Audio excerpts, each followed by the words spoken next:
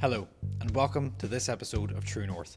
My name is Padraig, and today we're in conversation with Peter Kelly. Some people may be more familiar with Peter's work under the alias Subsconsciously Conscious. Through Subconsciously Conscious, Peter guides others to heal using various different methods to decipher their own individual subconscious direction through the language of symbolism. Peter is a poet, a mystic, a guide, and a mentor. And through this conversation, you will certainly learn a lot of value, a lot of insight into the work that Peter does, into mysticism, into the occult, and about life in general. So, let's get into it.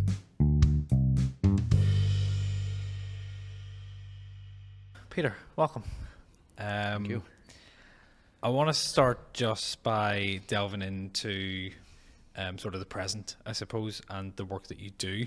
And we always sort of start this podcast in this way. So, in your own words, if you can, who are you and what is it that you do?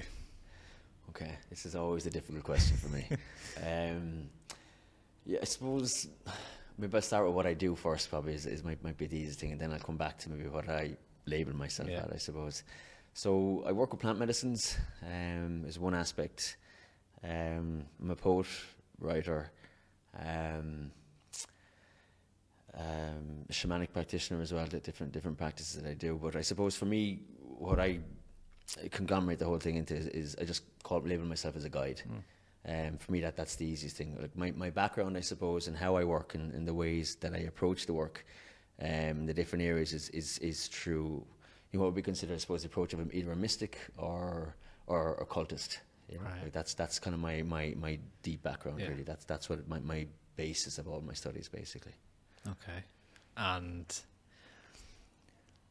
interesting, occultist to some people might be a bit of a freaky word, you know? Definitely. And the other word, mystic. Yeah. Interesting. I love those. Let's go a little bit deeper into that, you know, what those terms mean to you in particular. That's probably good to clarify that. As you said, like occult is definitely a really loaded word. It really is for a lot of people who don't know what it means, because it has that kind of negative connotation of like evil or dark. And that's, I suppose, part of the reason why a lot of people don't know what it is because that association keeps people away from actually studying it or finding out what it actually means. Literally, translation etymology wise, occult just means hidden knowledge. So basically, it's the knowledge that you're not going to get in your mainstream. It's knowledge that you're not going to be basically fed in, in schools or certain institutions that we grew up in, basically. But another way of simplifying it is the occult is like the study of the non-physical reality.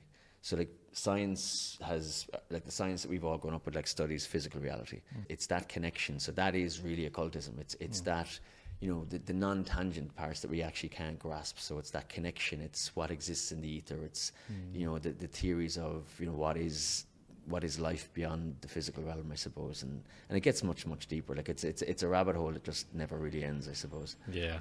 You've touched upon a few things that I tend to always speak about, and I find myself speaking about, and I think we'd sort of touched upon this earlier when we were speaking off of the podcast, off of the recording, is this idea that we are spiritual beings living a physical experience, and that there are things that go on outside of the physical realm that we can tap into as well. And I suppose that very much comes through in your work, with the sort of the journey inside and stuff like that. Yeah, definitely. I mean, that's the thing as well, I suppose, from like my take on it. And, as I get deeper myself as well, like I'm finding deeper layers of how I approach the work, because obviously as we peel back the layers of what we're not, we get deeper into ourselves. And, I kind of find that I'm using different terms now to maybe that label of myself, which I find it hard to do anyway. For me, like shamanic journey is just one term used by one culture, we'll say. The Egyptians had their own version of it. Astral travel is another form of it. You go into there's different bodies or there's different approaches and they'll use different terms. And I suppose being a writer and a poet is something I'm very conscious of, the use of words.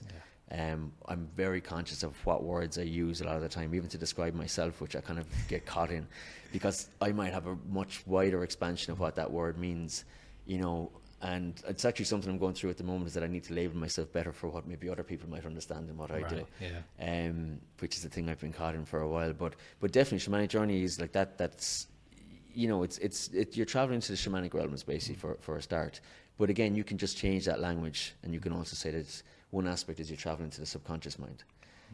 You could look from an occultist point of view or ceremonial magic, and you could talk about astral travel, you know, forms of astral travel, and it's really the same kind of a thing.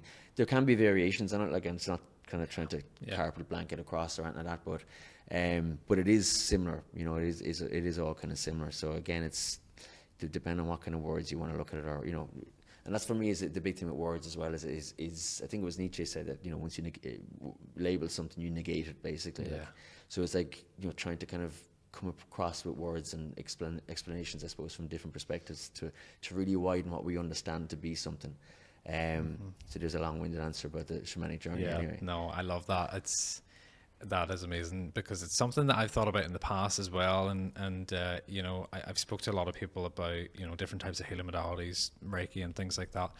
And when you're sort of looking at what Reiki is, and you know, the history of Reiki, well, a lot of people look at it and see this one word, you know, that was formed, you know, it sort of was put out there about 100 years ago, but the energy that's behind the word has been there for eternity. You know, it's universal life force energy, and even that phrase itself is still so hard for people to grasp. It does almost, in a sense, you know, negate it, as you say. It negates sort of the overall essence of what that energy is. You know, it's timeless. It's there for eternity, and it's hard for us. I don't know. Do you find it's hard for us as humans to grasp that feeling that's behind a word? Yeah, I think so. I think it's interesting, because this is huge for me at the moment. This is a massive with words at the moment. Well, I mean, like, just this aspect of words, I suppose. And again, like, you think about, okay, let's say, for example, the word Reiki. Like, one person's perception of that word can be their own individual, will be their own individual experience to that word.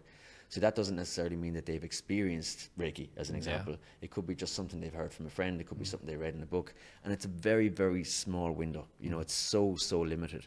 And I find that especially with this work, because again, there is, you know, as humanity progresses, as well as society progresses, we start to use different words, you know, and then we get more options. We bring in more words to describe more things that we have options about.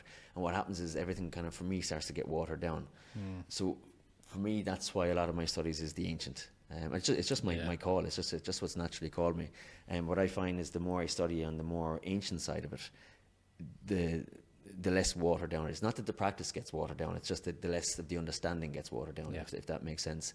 But I definitely find that words really, like, they're really box people in. Yeah. You know, they can. So that's why I think I'm so conscious of the words I use sometimes. I'm very cautious, and, you know, because I find as well that people kind of throw a lot of buzzwords around nowadays as well, like, and especially with this kind of work as well, like, people, well, that's a great word, I'm going to use that, like, and it's, well, there's so much to what's in a word, like, it's, as you said, it's the energy that's behind it, it's the experience, it's the culture, it's the life, it's the, you know, it's infinite, really, like, you know. Yeah. There's something I just sort of thought of as well, you know, in terms of our understanding of the things that are external to us, you know, whether it's the physical realm or whether it's the non-physical realm, and sort of that, you know, infinite knowledge that is out there, you know, and like you said, you know, somebody's experience of a word is just literally a window into that world, you know, and even somebody that knows a little bit more about it, it's still only a window, you know, and there's so much more understanding behind it. Do you think, as humans, we have some deeper innate knowledge within us that we sort of just struggle to tap into? 100%. That's for me, is like, I honestly believe, like, and again, this, even as you study, like, into the ancient side of things, this is what's at the core of all the ancient ages, is the fact of we are tuned into absolutely everything. You know, we can't always access it, you know, and again, that can be due to the layers that we've put on top of, you know, I suppose if you take from a soul perspective, like, and again, this is going to be my language, how I'm going to describe this, which might not resonate with somebody else. Go for it. But for me, like, at a soul level, we're all perfect, you know, so we all have that, like, the divine spark, or whatever you might want to call it. You know, you can look at this through the different studies and the ancient practices, but through the dense reality of the material existence, I suppose, in this material plane of existence that we live on, it's a dense reality, so we pick up a lot of density. So, like, we pick up a lot of, whether it's emotional stuff or thought patterns, you know, the programs, basically. So the various types of programs that we pick up get layered on top of that, so it kind of buries it.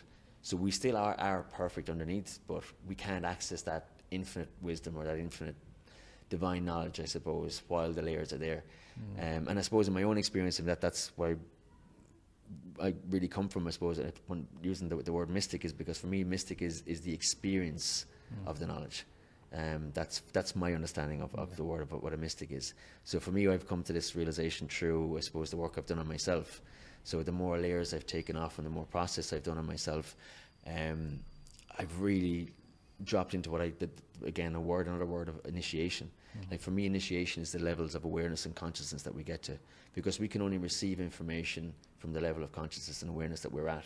So we have to peel off those layers that we can drop deeper. And then as we drop deeper, we can actually tap into that, like that divine wisdom, or, you know, the ancients called it, like the Greeks was Sophia. The Shekinah is the Hebrew, like it's the divine wisdom that we can actually access. I mean, I could go down rabbit holes on this basically, but it is there, like, and it's in the ancient practices. Even the Kabbalistic tree of life, like that is literally the flow of knowledge that comes from divinity, which is basically unity of everything, down the whole way down to Malkuth, which is basically the material existence. Yeah. So as we can go through the levels of initiation, we can actually achieve access to it as well. Like, yeah, there's a really powerful image that I use sometimes when I'm teaching. Different things as well, but when I'm showing sort of people that you are essentially like the trunk of a tree, and the roots are going down into the earth, connecting you to the earth, and then, you know, the branches are reaching up to divinity, so, you know, you're connected up to the cosmos and everything that's up there, that universal intelligence, as well as being physically connected to our Earth Mother, you know. Yeah. And you're that trunk in the very middle, and it almost for me represents the 7 chakras, you know, like the heart is the center, it's the core, it's the seat of the soul, it's the very sort of the connector chakra that relates to the lower 3 connecting you to the earth, and the upper 3 connecting you to the divine. In terms of your work that you do, I suppose a big question, and I'm sure this is probably changing for you all of the time as well. Is there a particular mission or a why as to why you do your work? Well, it's getting clearer, I think, but it's fully clear, because you know, there's a lot more work to be done always, like, you know, that kind of way. I suppose like it's comes from the why is the work that I've done on myself. I suppose that's where it really started.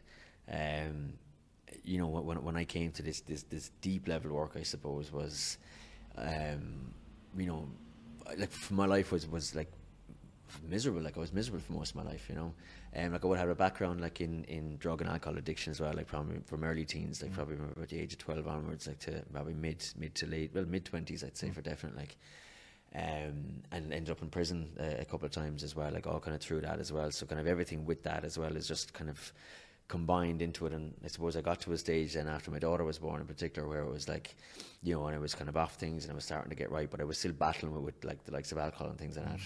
But, you know, kind of stepping into, you know, looking at my aspects of myself to fix, you know, that needed to be fixed and needed to be healed, and you know, I tried all the external things and it wasn't happening. So, you know, I kind of found the medicine, and in that, I suppose, as I've gone through layers and deeper layers of work on myself, you know, I started to unfold and get closer to, I suppose, who I am, you know. And I suppose, long story short, is I found that everything I studied my entire life and every experience I had in my entire life was absolutely perfect. You know, it really was. All the experiences I had were absolutely perfect for where I'm at and for what I do. But also even the studies, like as I said, even the studying the occult, like I was what would be considered the occult from different forms from probably the age of 5 or 6, like. And now I understand why, because it's all come full circle. So I suppose in doing this work, that is the why. I suppose I just found that the connection of it. This feels really natural to me. It feels really natural, like in what I've studied, what I've experienced, and also the way that my mind works as well. I analyze quite deeply, like extremely manically deeply, like, and now it works for me in a healthy way. It still works for me in an unhealthy way at times, but it works really deeply with this work, because how I actually understand the field of energy and how I understand how the human mind works, I suppose, how we take on these thought patterns, you know, suppressed emotions and what it causes and things like that. That all makes, I just see it from a different realm, basically. So for me, just everything has come back and the cogs have just connected perfectly. So in a long and not so simple way, that's kind of the why, I think, about how I came to it, like, really, like, you know. Yeah. And you talked about, you mentioned at the very start as well about how plant medicines is so important to your work. I know that some people might be listening thinking, oh, there's ayahuasca, there's all these different types of things. And I know, of course, you've done ayahuasca as well as part of your journey.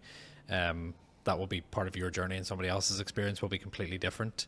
So yeah, I suppose in a roundabout way, what is your interpretation or your understanding of the medicines, and how can you help people understand that a little bit better from I suppose from your window through their window? Yeah, yeah, and again, exactly as you said, it's like it's going to be, you're going to get different windows to this, like, as well. Like, but I suppose for myself, like with plant medicines, and again, like there's a lot of different variations and there's a lot of different types of plant medicines, but and they're sacred. I suppose first off is the medicines are sacred. That's the one thing is there is a spirit that's embodied in these medicines. You know, for me, ayahuasca, it's the divine feminine. It's Mother Nature. Like it's Gaia, Pachamama, whatever name you want to call it, but whatever. But for me, it's the earth. It's the Mother Earth. That's the spirit that's in that. You know, different medicines, you're going to have different spirits, we'll say. But I suppose for me, from the off, that's the first thing is. And that can be hard for people to get their head around if they don't have an experience or haven't experienced that side of things, I suppose. Because words, again, are not going to describe something that is an experience, and especially something that is a very spiritual or mystical experience in a way. Like, so that's, I suppose, the first step is just the fact that the first thing to point out is that they are sacred. Second of all, I think it's just the fact that, like, they're not going to fix you. You know, that's one thing I think it needs to be really, really clear for people. Ayahuasca is not going to fix you. It's not going to wave a magic wand and fix all your problems. It's like the medicines, there's a reciprocity with the medicines. You have to give to receive, and that's the same that's the laws of the universe anyway. But you do have to, like, the medicines are great tools to take us through doors that we possibly couldn't get to ourselves, but we still have to walk through those doors. We still have to do that work. We still have to surrender and allow ourselves to be vulnerable, to be authentic, and to feel all those aspects that need to be felt. So the medicine's not going to make you feel them. The medicine can take you to the experience and take you to the event, like from a memory point of view or a visual perspective or a feeling perspective, but it's up to you to actually drop in, surrender, and actually feel them. I suppose that's the main thing for me is and with all due respect to the medicines and all sacredness to them, like, is the medicines are tools.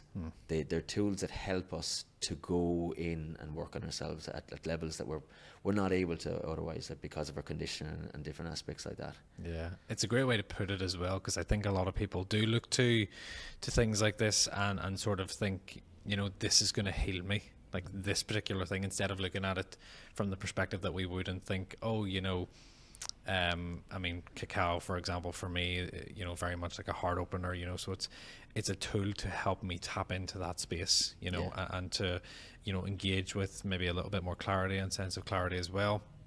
And different plant medicines will do that as well, but they are tools at the end of the day. And a big thing that I've been talking about a lot recently, especially, you know, with others on this podcast, is this idea of change and you having the need for change or the want to change. You know, you need to have that desire, otherwise the medicine's going to give you an experience, or whatever it is going to give you an experience, and if you don't have the want, then there's no change going to really take place unless you, as you said, integrate it as well. I mean, the integration for me is the biggest part with any medicines, especially because we need to understand what actually happens. But what you're saying as well, like, I mean, it's absolutely it, because it's like I've seen people come to medicine who again might have that mentality to think that the medicine's going to fix them and they don't need to do anything, and they're just going to sit there and they're going to get frustrated because the medicine's trying to show them something else. Like, a lot of people have this expectation that they're going to go and take, like, in particular ayahuasca, because I suppose it's known for it can be so life changing for people, because those people work with it, you know, that kind of way. So some people might come to that medicine and just think that, oh, I'm just going to sit here and just let it do its work, like, and they get a very kind of a stern realization. Either they'll get a bit of a harsh kind of a push from her, or else their perception will be nothing happened. But there's always something happening, you know. But yeah, I mean, the other thing as well is we touched on it, which is the integration side. Like, for me, it's the most important. Like with the way that we work with myself and Monico, I work with at Glonict, like our integration is the most important part. And for us, we go extremely, extremely deep, because for me, integration is you need to understand something very simply. And if you understand it simply, then you can embody it. I mean, that's like embodying the teachings of the medicine. Yeah. So when she is like one of the great teachers, like, and as she comes and she tries to highlight aspects for you to make that change in your life, you know, if you look at that through the lens that you've always had, you're just going to see it through the wounded lens, you know, so you're just going to keep yourself in the same mind frame. Not always. I mean, she can show you profound stuff as well, but without that external perspective of that, of a different lens, basically, to be able to kind of help perceive what's been shown as well. And that's part of the integrative process as well. But for me, that's the most important thing, is like, it's understanding what the medicine is showing you, so that and again, it has to be a different perspective, because if you leave with the same perspective that you went in, nothing changes. But definitely to keep it simple, you know, and again, to how that's explained to somebody, and because we all understand things from different angles and different ways as well, so having that kind of that arsenal, I suppose, of directions that you can actually approach somebody with that information of how it comes through, like, and it's a lot to do with, I suppose, with the work, like whoever's holding that space as well, and the work that they've done, and how they understand that field, and how their connection to that particular medicine as well, because that will be a lot how they communicate with the medicine. And then, because in the spaces, what you're doing is you're holding the space for the medicine. You know, you're just holding the space, but the medicine is at top, basically. Like, so what you do then is, it's your communication with the medicine is how you help to bring her information to the participant as well, like, you know, for the bits that they don't catch themselves, like. So that whole relationship is really, really important, I find, like.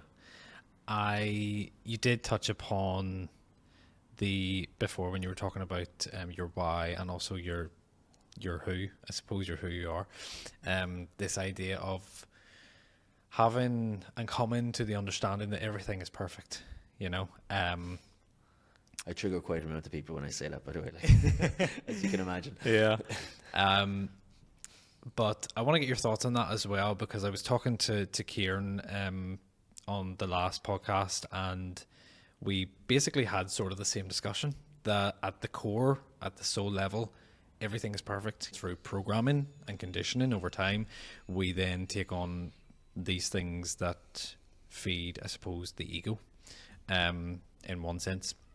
So, I'm just interested to go a little bit deeper into the idea of perfection and true perfection, compared to, you know, I suppose what other people strive in sort of perfectionism, in a sense. You know, I can go quite deep on this. Go for it. From my perspective, like.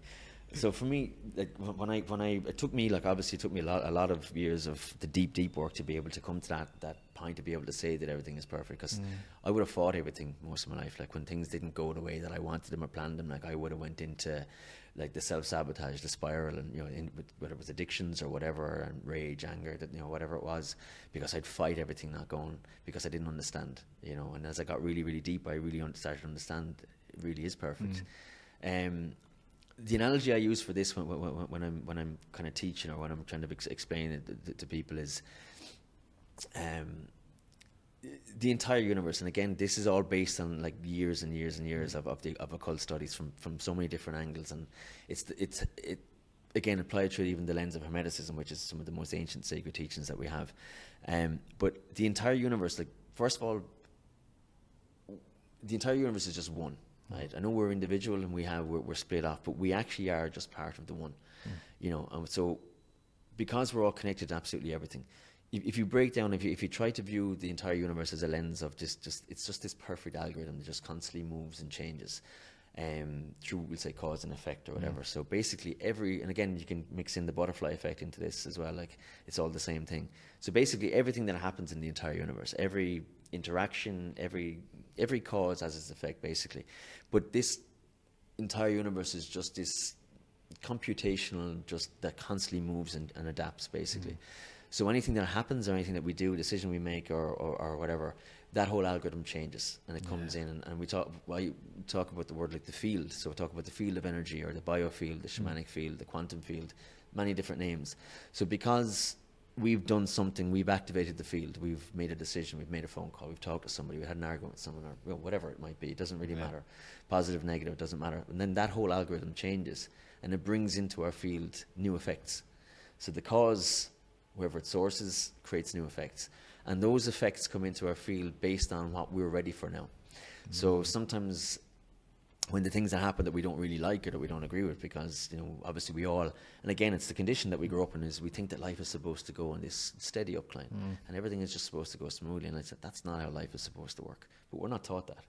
So there's supposed to be chaos through different stages. There's supposed to be chaos because chaos is like in the cycle of life, death and rebirth.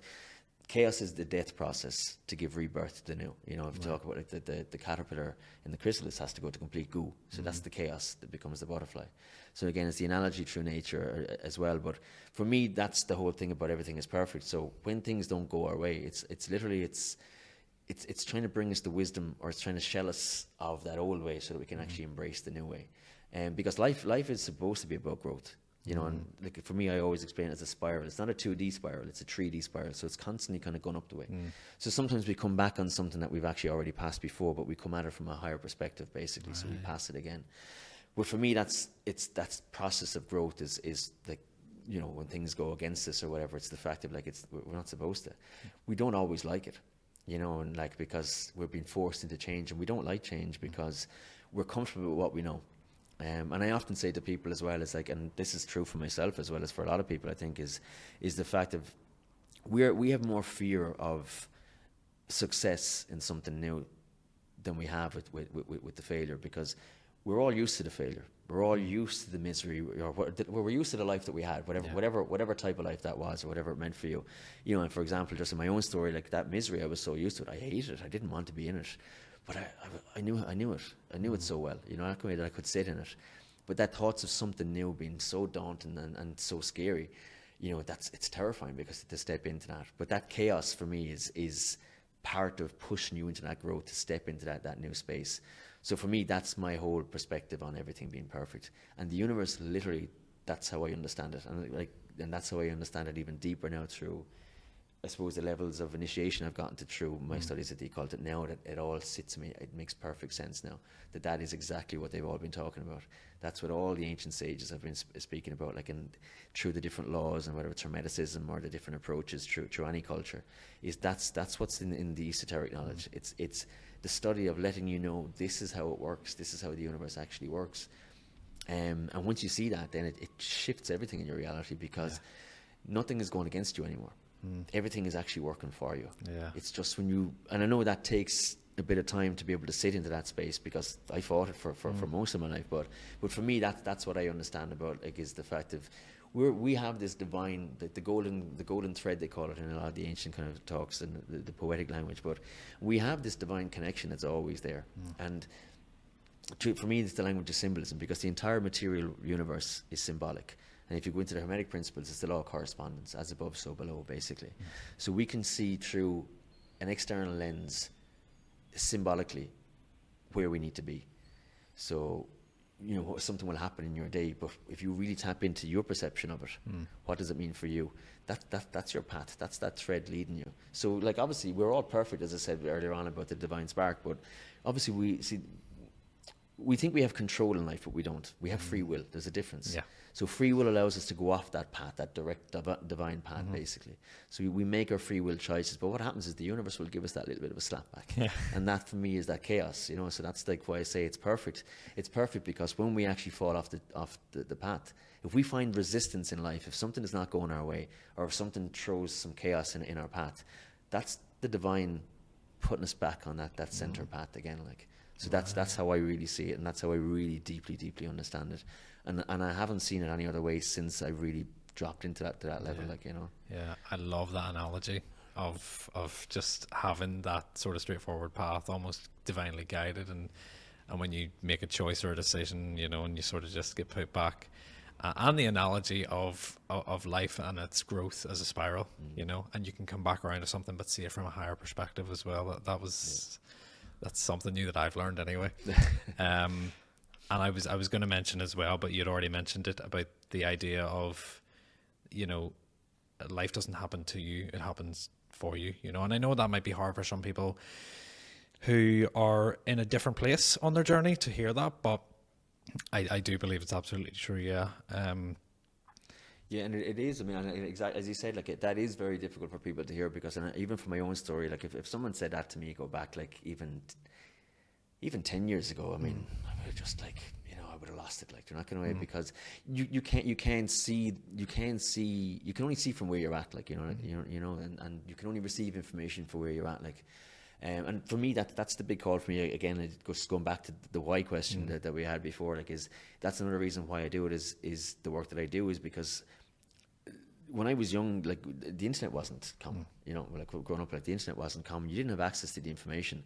So, like, for me, I stumbled in the dark. Like, I found my way by hitting my head off the dark walls, basically. Like, and the way I saw it is, like, for me, this is like when I set up my Instagram page in particular, like, it's just to be authentic because like, that wasn't there. Like, I know that there's a lot more options and there's a lot more things out there now, but for me, it's like, if I can save somebody time on bouncing off a few walls, like, that's going back to that, because it's to have some kind of a guidance system there that maybe even if it's one or two people just find something and say, oh Jesus, yeah, I'm that way as well. Like, but again, it's just going back because, again, if somebody came back to me even 10 years ago and said, hey, everything is perfect, lost it. Like, I really would have. Whereas, like, at least if you leave like nuggets of your own journey for people, like, and just let them kind of absorb it themselves, rather than like, here, take that, take a piece of that pie, like, but if they can actually absorb it themselves, I think it's probably more likely that they'll digest it, at some degree anyway, like, Yeah, absolutely.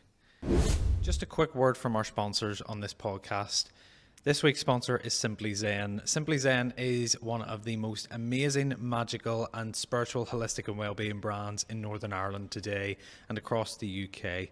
Simply Zen hosts a range of different events, a range of different training academies, and they also have fantastic products on their website and in store that range from crystals, such as the one I'm wearing on my neck at the moment, to incense, jewelry, novelty gifts, ritual items, and so much more. Everything for your magical needs. Simply Zen is the home of holistic well-being, and if you want to visit them, they're based in Belfast City Centre and in Lisburn as well. You can also visit their online store, simplyzen.co.uk, and if you want to check out any of the events they have on, they always put out their events at the start of every single month, whether that is training courses, ceremonies, retreats, or just a simple meditation and sound bath experience.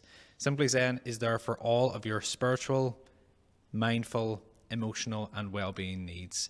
They also have a range of different therapies such as Reiki energy healing, Indian head massage, Rahani celestial healing, Hopi ear candling, facials, and so much more. So if you're into your spirituality, if you're into your mindfulness, if you're into your well-being, check out simplyzen.co.uk. And if you're wanting to shop online for an amazing gift or something just to treat yourself, don't forget to use the code TRUENORTH for 10% off. That's TRUNORTH, True North, in your voucher code at the checkout for 10% off. So, why wait around? Make your life magical today with Simply Zen.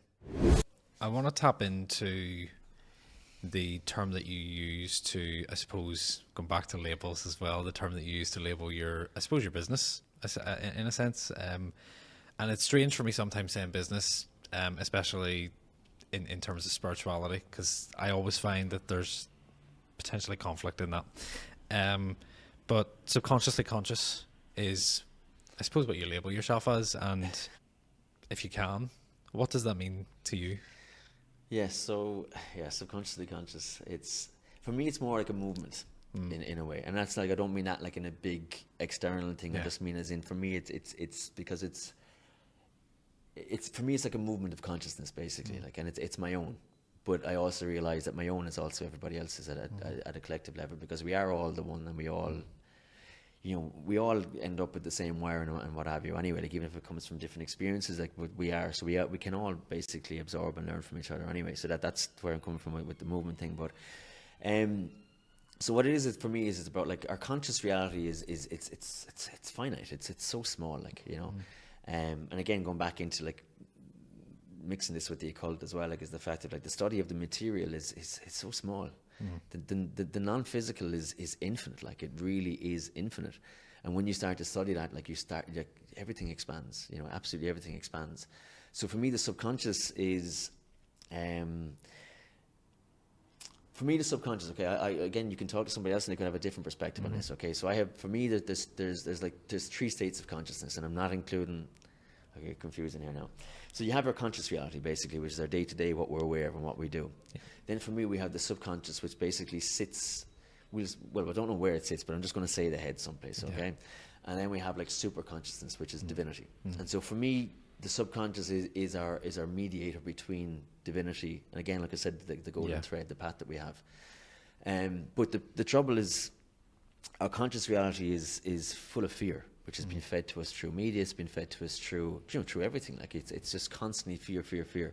Plus, there's a lot of noise in it. There's a lot of conditioning, and it's not all purposeful. It's like your parents raise you how their parents raise you, etc., etc., etc. So it doesn't mean that that's right. That, like, what about the infinite expanse of the unknown? So our conscious reality isn't truth. It's not to say that there's not parts of it aren't truth, but like, we can't trust it to be absolute truth. Divinity we can trust to be absolute truth. And so we receive that guidance from divinity, which for me hits the subconscious and comes in and directs us into our conscious reality. But that's why, for me, I'm going a long way around this to explain it, but for me that's why we do this work, is as we peel off the layers, our conscious reality becomes more pure, and we're actually able to decipher the subconscious a lot better. And so for me, Subconsciously Conscious is all about, like, it's about bringing that subconscious realm more into the conscious reality. So basically, ultimately, kind of aligning more into our true or divine selves more. I think we probably touched upon this anyway, but I'll go for it. There's a tagline that you have online, and I'll just read it out for those that are listening. An introspective journey of self-analysis, symbolism, and the search for truth.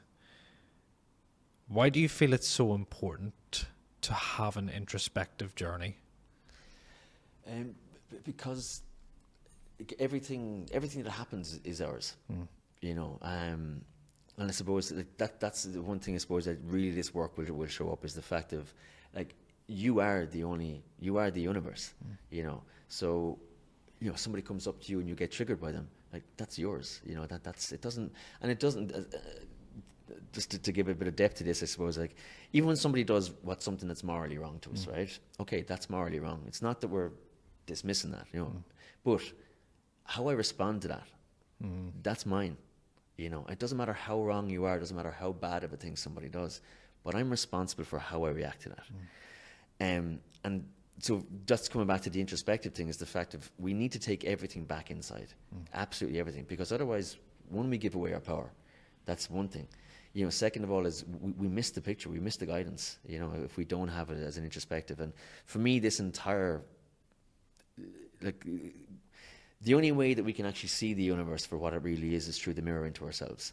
So how I see you, how I see that wall, and again, if you want to go deep into it from a cult perspective, is the fact that we all live in a different reality. Like, there's certain parts of reality that we agree on collectively, and that becomes our reality. But we all live in a different reality. So the only way you can actually find truth is through the lens of within. That for me is the only way that you can actually find truth.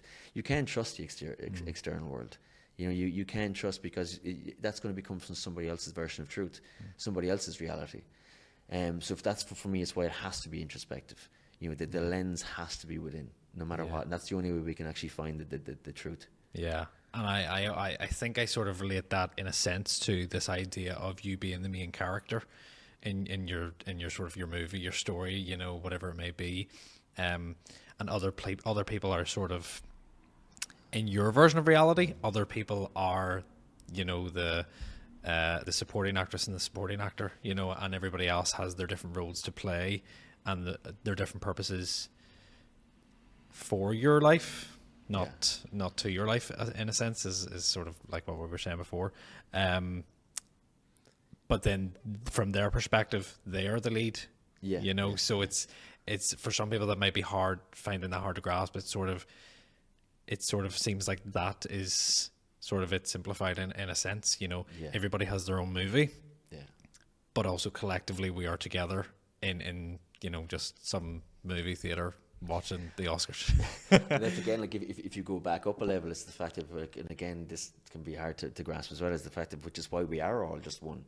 And I know for us, like, from a human perspective, it's very hard for us to contemplate what infinity is, or what one infinite, just one soul unity of everything is, because we can't, because we have option, we have yin and yang, we have black and white, so it's we have duality, like it's very hard for us to imagine how we actually are all. And if you visualize this, we'll say from one perspective is the fact of like,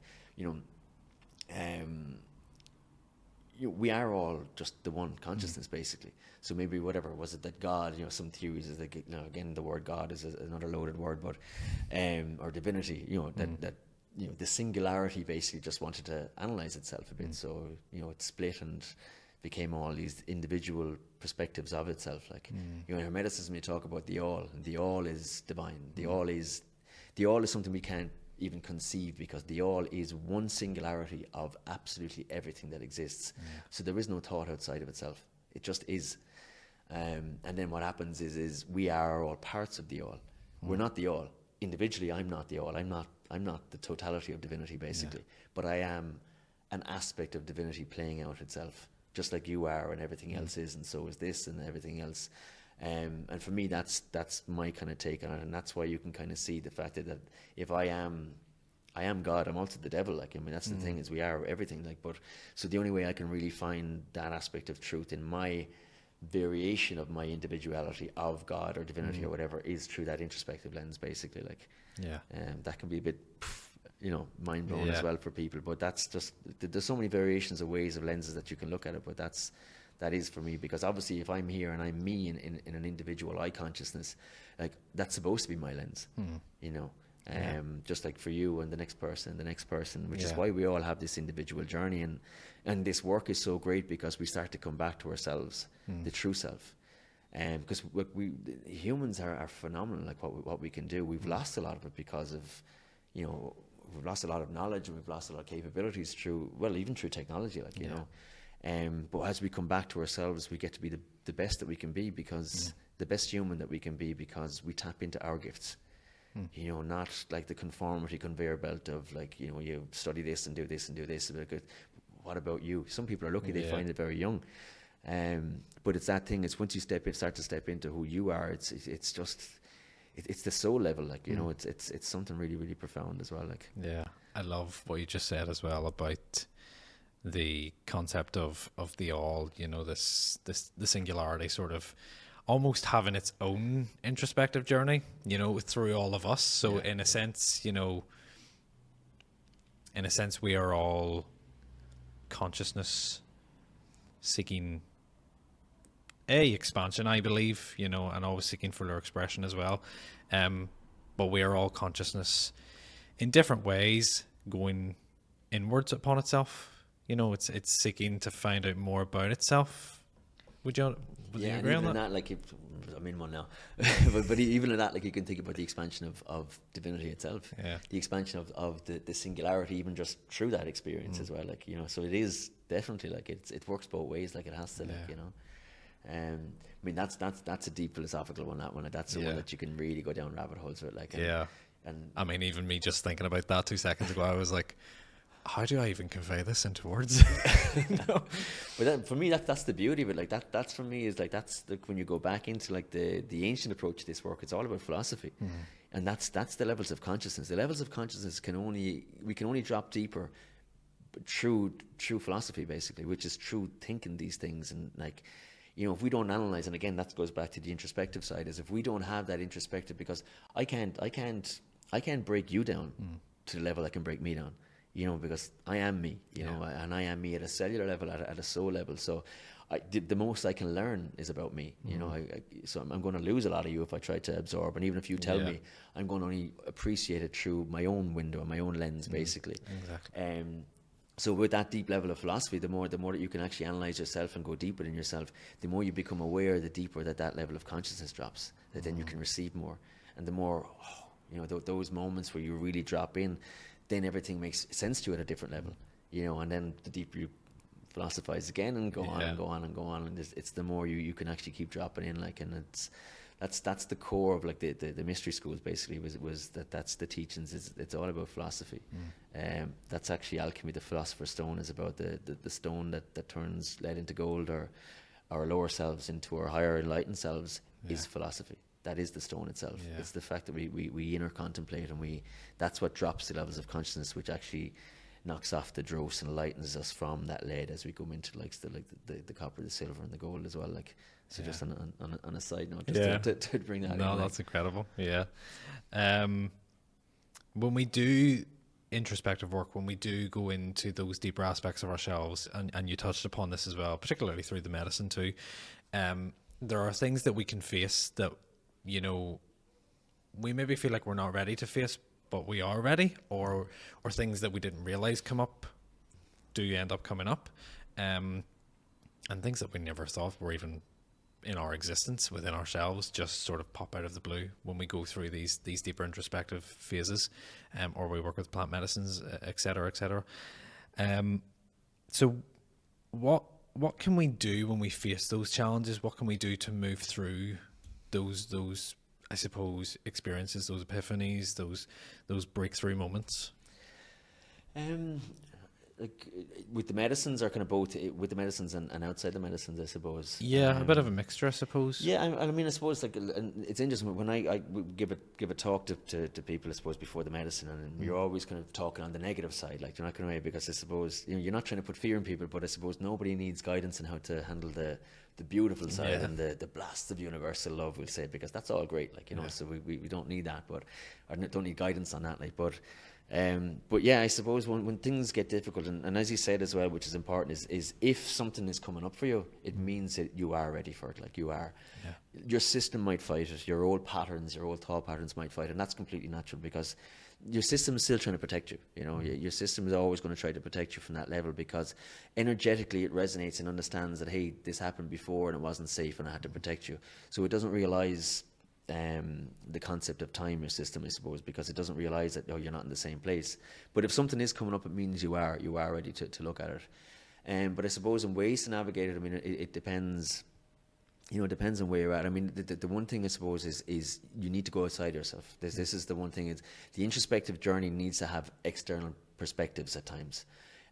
Because if we just look at, especially when we're healing, especially when we're working on something that needs to be healed, that has a wound, because you have to understand, like, a wound that happens to us, whether it's traumatic or whatever it is, that changes everything. It changes our reality. It changes the way that we see the world. It changes the way that we think. It changes the way that we think that we're seen by other people. It changes the way that we see ourselves. Like, so that is a reality. That's a very intricate network of many different aspects that create a reality, basically. And so I suppose one part of that is when we're going through something like that and we're working on it, is the fact of the habit is there to still view ourselves through that old lens of reality. So in that kind of case, it's always important to get an outside perspective. And that, like, even going back to what I said about integration, like with the medicines, that's why that external perspective is really, really important with that. It is an introspective journey, but we need to get the external mirrors from people as well, who can be like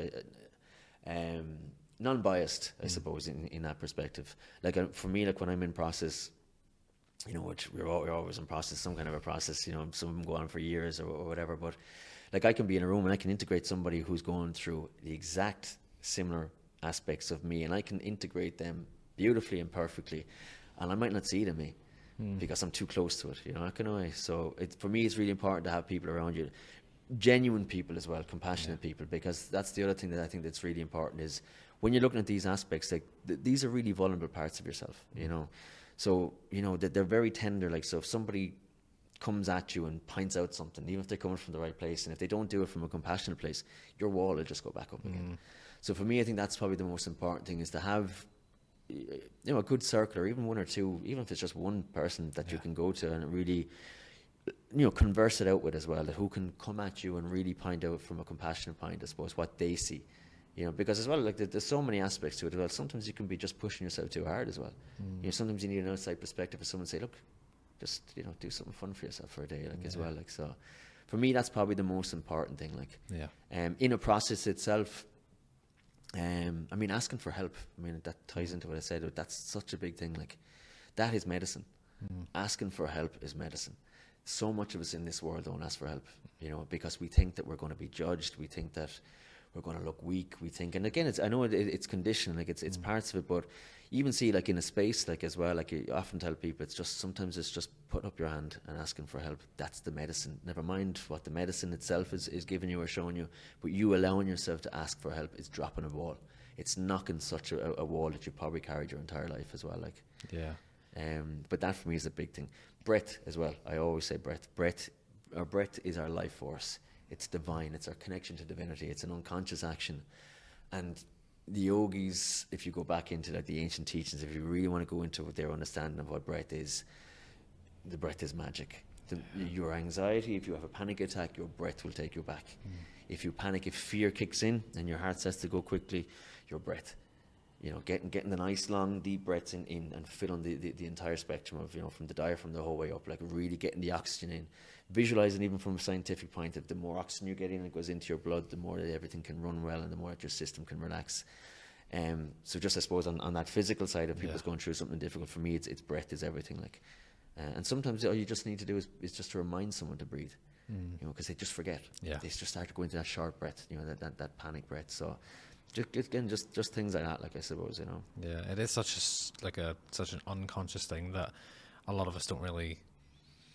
It's not that we don't know we're doing it, because obviously we know we're doing it, but we're just not aware of how unconscious it is. I do this thing called 478, which isn't, I didn't make it up, you know, but it is a thing that I sort of tell a lot of people to do, you know, like breathe in for 4, hold for 7, out for 8, because the longer the exhale, the more you de-stress, you know, which is, that's my little thing for sort of just if you're in a stress mode. But you can use breath for so many different things other than just stress. You know, it's vast. I mean, like you can use it to heal. You can use it for out of body experience. You can use it for astral projection. It can be used for everything. So that's what I'm saying. Like with the yogi perspective, like they use breath for like the real. You go into like the studies of the Vedics, and like it's phenomenal what they've used breath for. And like we've lost a lot of that knowledge and that use of breath, because there is the scientific side to it as well as the physical scientific point of it, but there's also the non-physical as well, which is profound. Like, and there's so many things you can do with breath. Like, you know, that's why you see it a lot now. It's after coming back mainstream, like so much. Like a lot of the spaces, like we work with breath at the retreats as well, and there's so many people now who just focus on it as like breathwork practitioners and stuff. You have the likes of Wim Hof. There's so much that's coming out. There's so many angles and ways of bringing forth the breath in for different ways and different means of all sorts, basically. Like, you know. I wanted to ask you, and this I feel is a bit more personal, I suppose, but what is important to you in your life?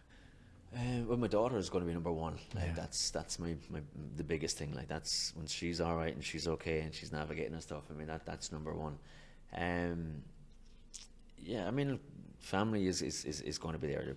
You know, to the level that you can do whatever you can for family or to be there or supportive, I suppose. But beyond that, for me, like I suppose it's hard to separate personal and a lot of the time personal and work, because the work I do on myself is the work I give to others as well.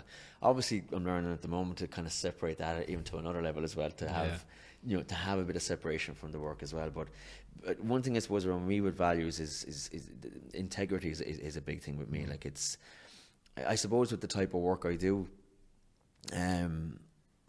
and being very consciously aware of the levels and the depth and especially the energetics of it, like in those spaces that sacredness is something that's really, really important to me. It's probably the top. Like when I work, like everything for me is ritualistic. Like everything is ritual. Like I understand ritual. I understand it from, we say, from the point of what's known as ceremonial magic or everything, which is, you know, your mind empowers everything basically.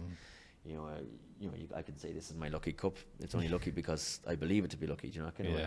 So for me, like that's probably the most important thing, is that sacredness. That when you're doing this work, that comes into everything.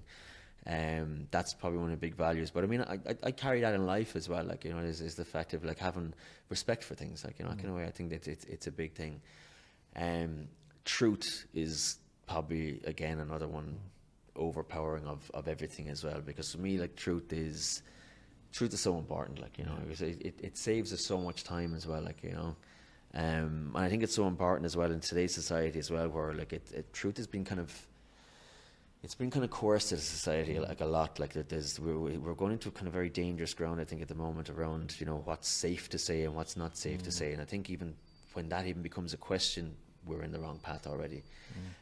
So for me, that's a big thing, is the fact of truth. Obviously, coming from a compassionate place again, like, you know, obviously you're not just saying something to somebody and trying to knock them back or something, but to be able to express it from a truthful point of view because it's the truth. That's probably one of the main things as well. Truth comes into everything, but I think just the appreciation of life as well, you know, which is I couldn't do for most of my life. You know, I had I wouldn't say I had no appreciation for life, but it was just I couldn't see it. You know, I couldn't, you know, beyond the small kind of lens, I suppose, I couldn't really see it. So I think that's another thing as well, is just what can I do with my day now? You know, what can I accomplish as well? That's the other thing. Like, so. And I was saying to you, sort of just as we started, because I'm sitting here with cloggy shoes on and you're sitting barefoot, and I really admire it, you know, and how comfortable you are, and open and honest, and it gives me a sense that you have, I suppose, and I could just be assuming, but a good relationship with nature. Yeah, definitly. Would I Definitely. be right in saying that? Yeah. Nature's a big healer for me. Like, if I'm overloaded, which happens a lot, if my head is too rampant as well, even if I come back from work, like the work that I do, and I'm really, really heavy, if I just walk through a forest, I'm good. You know, I'm literally, that's it. Like, and I'm really, like, you know, it really pulls me back. Like, I like quietness a lot, like, as well. Like, I love the work I do with people. I love interacting with people that way. But when I come away from it, like, I shut down. Like, you know, I'll just completely go into myself, because that's what I need for me as well. So I like that. But nature's a really good place for me to do that as well. Like, even just tune into the sounds. You know, even just like sometimes go head up the mountains and just listen to the river, you know, or the wind or whatever. It's just getting away and getting into nature. I can actually feel it just pull whatever stress is in my system kind of out as well. Right, so it's a big call for me. Like, definitely. And even just you saying, like, you know, just standing in the forest and just taking that inhale in, like, I can literally smell the trees right now as we're talking about it, you know. It's powerful. Like, it's so powerful. Like, you know. And you're helping so many people through their own integration processes through your work, that when you take a step out of your work for other people, that's when you are able to sort of integrate that, I suppose, in a sense. Yeah, and it's interesting actually, because I only actually released a video. I hadn't released a post on my Instagram about myself, I suppose, or an update for a while, and that was one of the things I actually was touching on, was the fact of the last 12 months in particular. I've had like in a pretty hard place, like, you know what I mean, like, since coming to this depth of this work, it's probably the toughest year I've put down. But I understand, like, it's you know, as you go deeper, the levels that you work on are a lot more unconscious. Like, you don't know what they are, so it takes a lot more navigation to kind of get through them. But something that really kind of came strong to me, I suppose, especially in the last 6 months, was that thing of, like, I have so many creative projects in my head that they're already done in here. I just need to materialize them, which takes time, which takes energy, which takes space. And then sometimes I can't do that until I clear some of the stuff that I need to clear of my own work, basically the emotional work as well, which is the work that we do. And it's become a really big thing about that balance. So the balance of what I give to other people, and the balance what I need to start giving for myself as well. Like, and the thing is, like, again, to go back to the Hermeticism, like, I mean, there's the law of rhythm, which is like, you know, the pendulum swing, basically. Like, you can create balance, but you're always going to need to readjust that balance, because as we grow, that's going to change again, you know. And that's something that I've been at, I suppose, with the last 6 months, is really trying to find this new balance again. Like, and I won't even jinx myself by saying that I haven't, because I know it by tomorrow it'll be different again. But that is I do find it really, really important, because this work is extremely heavy. Like, you know, it really, really is, because you're working in fields of energy.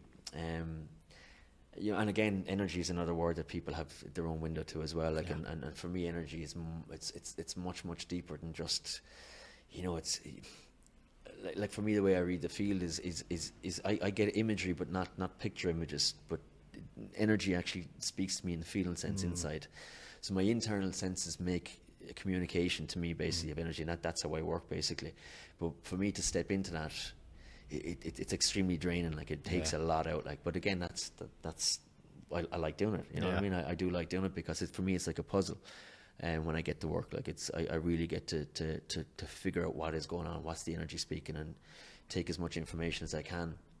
But obviously afterwards, that's extremely draining for my system, like my physical system, my material system. It takes a lot of heavy draining because you're working on planes that are higher than the material plane, basically. So the material plane is very dense. So when you go in there and you start working up here to figure out what's going on energetically with people or even with yourself, when you come back down into the material, it has a big drain. Like, so a lot of the time, like, that is the thing where I do go to ground sometimes when I come home, and I start to take a lot more space for myself because I need to get that charge back up, because again, that's, if I don't do that, I can't give to other people as well as I go forward. But it is a big thing. Like, it is that balance it's so important. Like, yeah, absolutely. Just as we begin to sort of round up, before I go on to sort of what I call the magic 3 questions at the end, I'm curious to know if there's anything that you're sort of working towards. I mean, I think you've probably touched upon this anyway, but anything that you're working towards personally, professionally, in the realm of Peter's world. Yeah, there's quite a few things after coming to me in the last couple of weeks, actually, in particular. Some things I don't even know if I should say yet, because maybe I should wait and or I'll put myself under pressure having to complete them. But the one thing I suppose is I've just completed my second book as well. So I have my second book of poetry, which is a journey in itself. So I literally just, because again I self-publish, so I literally just got the green light from the printers, like I think about 2 or 3 days ago. So that's now in their hands. So it's just the stress of making sure it comes back and it is the way that I've designed it. But that's the next thing. So I hopefully have the physical copies of that now in 2 weeks. So that's a huge weight off my shoulders as well. So that's another kind of part of the journey that now I can shelf, like, as well. Like, so that's the second book, which is going to be The Saturated Breath. This one is called. So it's the element of water. So that's next. They're going to have that in 2 weeks. So, and going a lot more into the teaching side, I think that's where I'm really, really called with this stuff. As I was saying earlier on about, like, the stuff from the occult perspective, is it just helps people to really understand a lot of their own work at a much, much deeper level. Like, so that's going to come into a lot more when I'm going forward. I have courses. I have a good few courses that I'm working. I keep getting pulled to go different directions with different things, and I have. But courses is definitely something I'm going to be kind of coming to a lot more, and a lot more workshops. I have a book that I'm going to write as well, but I don't know when I'm going to get to this, which is I'm going to write a book basically on the way that I work as well, because there is a method to it, and it works. So I think that's something, I don't know when I'm going to get around to that, and that's because that's a big undertaking, basically. Yeah. No but pressure. for me, thanks. But for me, that's kind of the next few things that's bouncing around my head at the moment, like, you know. And having said that, I can get directed to go off someplace else, you know, which constantly happens as well, like, as I go into process, and things kind of clear, and I get those, you know, those realizations and those aha moments about it. So the last 3 questions, I call them the magic 3. The only reason why I call them the magic 3 is because I believe they're a bit more sort of thought-provoking. So question number 1 is, what is the best advice you've ever heard? I suppose just that simple thing, going back, I suppose, that, you know, it's something that you often hear, like, when you're younger, I suppose, is the fact that, you know, things will always get better, you know, this kind of a thing, like, and again, I suppose, going back to what we said earlier, is like, we're not ready to receive that at times because we don't understand it. Like, you know, we haven't had enough life experience to be able to understand what that means, especially when we're younger. Because obviously what you experience when you're younger that's your totality of life, you know, and it's like, oh, you know, something goes wrong, and it's like, oh God, this is the end of the world, and it feels like the end of your world, like, but things really, really do improve, like they do. And again, even touching on what we said earlier on, is that, like, these things that happen is just guidance for us to come back into better aspects of ourselves. So I think that just simplified aspect of things do always get better, like, I think that is just, you know, is one piece of advice I can ever think of, just of something that would have been said, like, but that really, as I've gotten older and maybe a little bit more experience, is the fact that, like, that is actually, it's an accurate saying, even if it doesn't feel like it at the time. Like. What is the most valuable lesson you've learned in life so far? That everything is perfect. I think that, for me, when that hit, I don't know when it was, maybe 3-4 years ago or something, and it was just, and I like, it's almost like a mantra. It's almost like a daily mantra now. Like, it's like everything is perfect. You know, people get sick of me saying it, like hearing me say it as well. I'd say in the rooms and just like looking at me, like, but it's really like once that hit me, like it was the fact that everything actually is perfect. You know, it's like we don't have the lens to see the totality of what's really going on. Like, it's so infinite. This universe is so infinite that we're just minuscule things, like, and we can see it. But when you can start to understand this divine architecture, like even fractionally, you know, if we can even understand it, is that everything is a divine plan. Like, you know, we don't understand it. We don't always understand it. Obviously, there's a lot of things we don't understand. There's things like grief and loss, and you know, the loss of life and things that we don't understand. You know, and obviously we don't understand. But it's just to understand that there is some greater architecture behind all of this. Like, you know. So for me, that is the whole thing. But everything is perfect. Everything is perfect. Yes. True North is all about direction towards purpose. And I always find that you can have various different purposes throughout your life. Some people have an overarching purpose, and some people just sort of change purpose throughout their life. But what do you define as your purpose, I suppose, at this stage of your life? At the moment, and this has gotten really, really clear in the last couple of weeks in particular. It was pretty clear before that, but it's really, really getting stronger and stronger. But for me, my true north, or my purpose at the moment is to share what I know. It's that wisdom side of things, and I'm blessed. The fact that, like, I understand now through this work and what I've done on myself is the fact of the wisdom that I've tapped into is not just from this lifetime, and it's not like, and I'm not going into like woo of I was, you know, Alexander the Great in a previous life or this kind of stuff, but energetically, like that's for me is, and I often use the term remembrance rather than I don't like the term awakening. I much prefer remembrance, because for me that's what it is we're just remembering that, like, all the information, the wisdom that we've had for the infinity that we've existed, and the infinity that we will exist. But for me, it's giving that back, you know. It's like the layers of understanding that I'm dropping into at the moment, like especially with stuff that I've studied my entire life, that I grasped it at a very surface layer. A lot of it I just completely couldn't grasp, like, and now with this work, it's merging perfectly, like, and for me, it's like that needs to be given back, like. Yeah, and I think you touched perfectly upon it earlier on, you know, with that phrase that you gave of how it's almost blasphemous not to share that wisdom. You know, and I think that's a perfect way to sort of summarize that up. I'm going to give you this knowledge and this experience, and I'm going to allow you to do what you need with it, almost. Yeah, and it's like it's a big thing as well for me, is just to go deeper now, because some of the realizations I've had, and like even stuff I describe to people, is the fact of like a lot of us kind of know deep down who it is that we are, or who it is that we step into, but we can't, because of all those programs and everything we've picked up. So it's like, you know, if we were to step in, you know, we carry so much shame and guilt and self-consciousness about like how we'd be judged for it and things like that. So it is the journey, and as you said, like even that marinate, like it really is, it takes time. We have to absorb the parts of ourselves that we can actually come back to ourselves, and to be able to embody who it is or what it is that we think we're supposed to do, or what the purpose is, and again, as you said, that purpose can change. So that in itself is work. And that's for me, I think is what's really happening for me at the moment, is the fact that I'm getting a lot more comfortable in being the weird child I was, you know, like that kind of way, but without having to hide it. Like it's I'm really into this stuff, because this stuff makes really perfect. It calls me. It makes perfect sense, but I can kind of do it a lot more now without that fear of being judged. Or like, oh, that guy, he's mad, like, you know, or you know, whatever you'd have, like from different stages, because we carry that, like. So that's been a big part of it. So it's part of the journey in itself, like, as well as to get to stages where I'm able to embody that more and more and more. And the more I can embody it, obviously, the more I can give it as well, and sit and marinate in it myself, like, as well, like. So. Yeah, brilliant.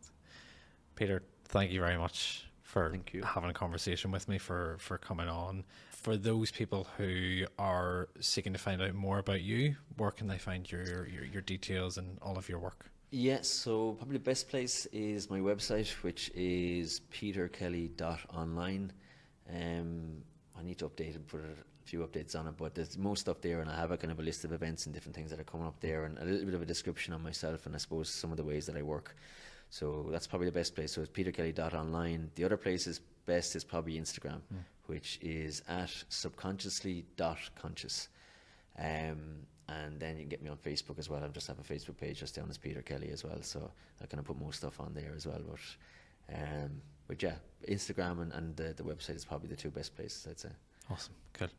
All I have to say is thank you very much. All of those details will be in the description of this podcast if you want to find Peter, if you want to find out more about True North, or if you want to find out more about our sponsors as well. And all this I have to say is thank you very much, Peter, for coming on. Thank you. Have a great week, everybody.